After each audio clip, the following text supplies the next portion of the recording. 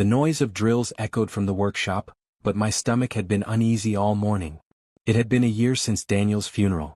A year since I last heard his voice echo down the hallway of our home. I hadn't stepped foot in his workshop since. But something in me said it was time to remodel, to let go. That morning the construction crew arrived on schedule. I kissed my kids, dropped them at school and decided to get groceries. That's when my phone rang. "Ma'am?" The foreman's voice was strange, hesitant. You need to come back. Bring the children. And don't come without them." My heart stopped. "What? What happened?" "There's something under the floor. Just, come." When I arrived, Emma and Liam by my side, the workers were pale, standing in a circle. The wooden boards had been ripped open, revealing a hollow. At the center of it lay a rusted steel box, sealed shut. The initials DC were carved on top, Daniel's. I moved slowly, numb. My daughter's hand tightened in mine. My son whispered, "Mom, is that Dad's?" I opened the box. Inside were letters. Dozens. Each envelope labeled with a year.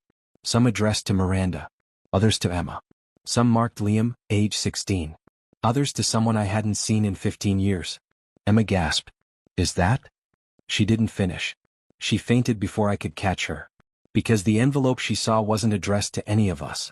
It was addressed to Isabel Harper, the woman who once tried to destroy our family. And Daniel's message to her was dated next week. Emma was still out cold on the couch when I sat with the letter in trembling hands. My daughter had only met Isabel once, at a hospital when she was 5. She didn't remember her, but I did. Isabel Harper had been my husband's ex-fiancée. She was obsessed with Daniel. When he married me, she tried to sue him, stalked me at work, even sent fake paternity claims. Eventually, a restraining order silenced her, or so I thought. The envelope read, "To Isabel Harper. If you're reading this, it means it's time." Inside, Daniel's words hit like a hammer. "I know you'll come back. I know grief will tempt Miranda to renovate. That's why I hid this now. You took something from me once. But I took something back, something you'll want. Look in the back corner of the workshop under the second slab. And remember, I warned you years ago, touch my family again and I'll end this quietly." There was no signature. Just a small drawing, Daniel's symbol for our family. A tree with 3 branches. I grabbed a flashlight. The crew had already stepped back, spooked. I pulled the slab aside. What I found wasn't a threat. It was evidence. Photos. Contracts. A notebook. Emma stirred behind me. Liam peeked in. I flipped the page and my jaw locked. Because Daniel had known she was still watching us, and he had been quietly recording every illegal move she made. With names, bank accounts. And then I found it. An envelope marked, "For the police. Deliver only if Isabel contacts the children." Emma's phone buzzed. One text. From a blocked number. It said, "I want to meet. I'm your real mother." And now, I couldn't breathe. I took the phone from Emma's hand before she could reply. She looked up at me confused. "Mom, that name. Why would someone?" I hugged her close. "Because someone cruel wants to rewrite your story." That night, I stayed up reading every page of Daniel's notebook. He had tracked Isabel's alias changes, offshore accounts, and court records she tried to erase. The last entry chilled me. If she ever contacts the kids, it means she's ready to try again. And this time, Miranda, you must finish it. Protect them. Use everything I left. It was more than documentation. Daniel had prepared for a war. And I had just received the first warning shot. The next morning, I called Detective Harris.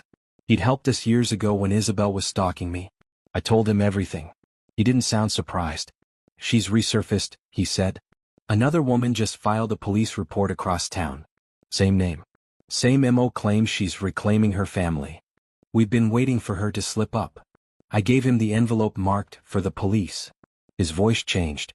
"Miranda, this could help us finally charge her." I was about to thank him when the doorbell rang. Liam opened it, and froze. A tall woman in a gray coat stood at the threshold. Thin smile. Hands clasped like a nun. "Hi," she said to my children. "I'm your mother." I stepped forward. "No, you're not." She smiled wider. "Then you won't mind the court papers I'm about to file." Emma whispered, "Why does she look like me?" I stared at the woman who nearly destroyed my family once.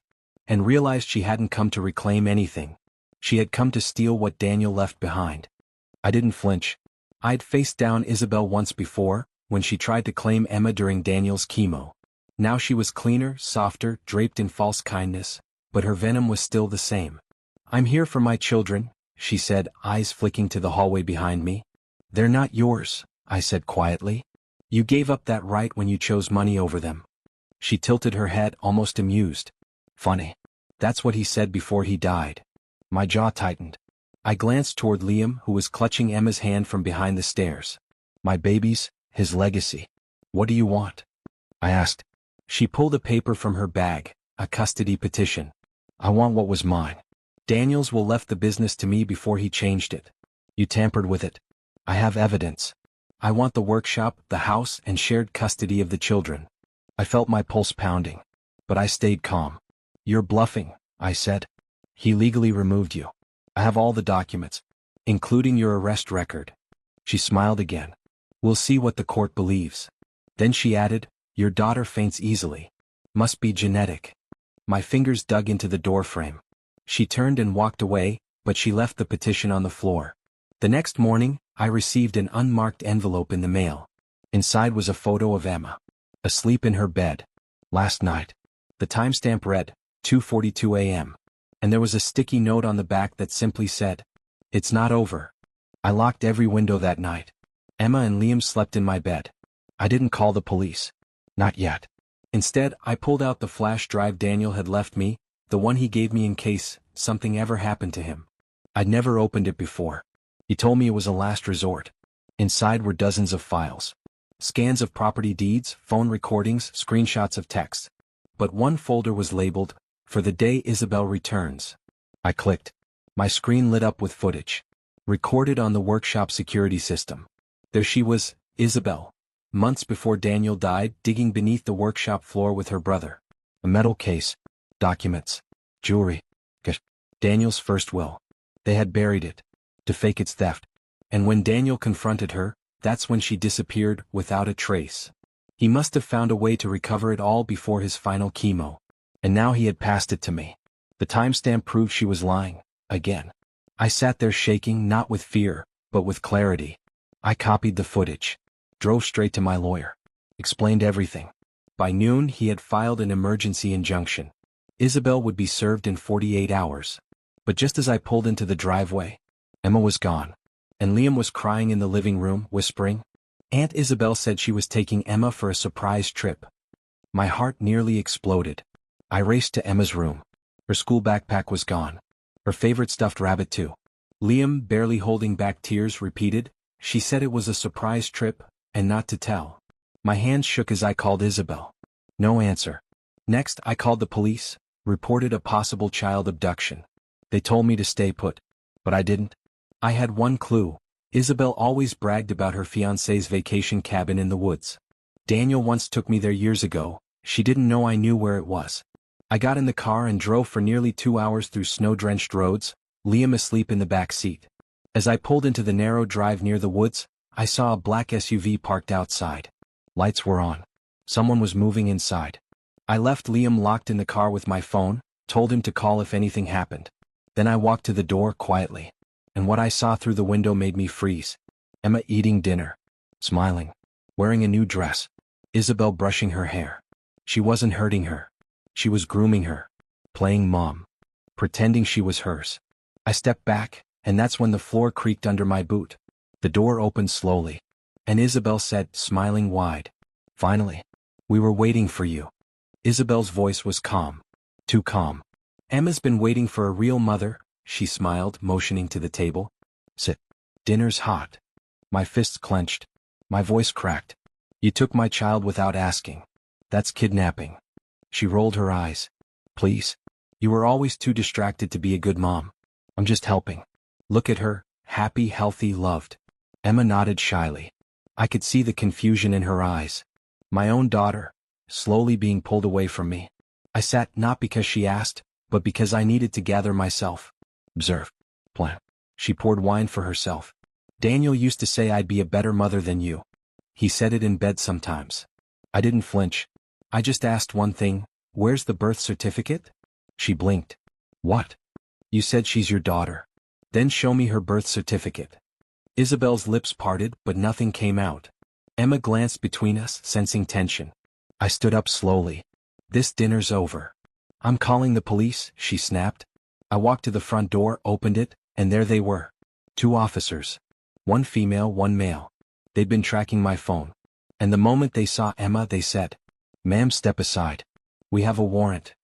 Isabel's face drained of color. She backed away, trembling as the officers stepped into the house. "Don't move," the female officer said. "We have reason to believe you're holding a minor here against her custodial parents' rights." I gently pulled Emma behind me. "Go with the lady in blue, sweetheart. I'll be right there." Emma looked up at me, eyes wide with relief. "Are you mad at me, Mommy?" I crouched down. "Never. You were very brave." As they took Isabel aside, she began to scream. "I was saving her. She doesn't deserve that kid. I did what Daniel wanted." I handed them the recording I'd taken earlier, quietly started on my phone under the table. It captured every damning word, especially the part where she claimed Emma as hers. But the real twist? I had quietly changed the workshop's ownership papers after Daniel passed. The house was in my name. Everything was. 2 weeks later, Isabel was charged with child endangerment, fraud, and trespassing. Her mother and sister too. At the trial, I didn't speak much. I let the evidence speak for itself. The judge awarded me sole custody. Emma never saw them again. And as we left the courtroom, hand in hand, Emma whispered, "Can we go home now?" I smiled.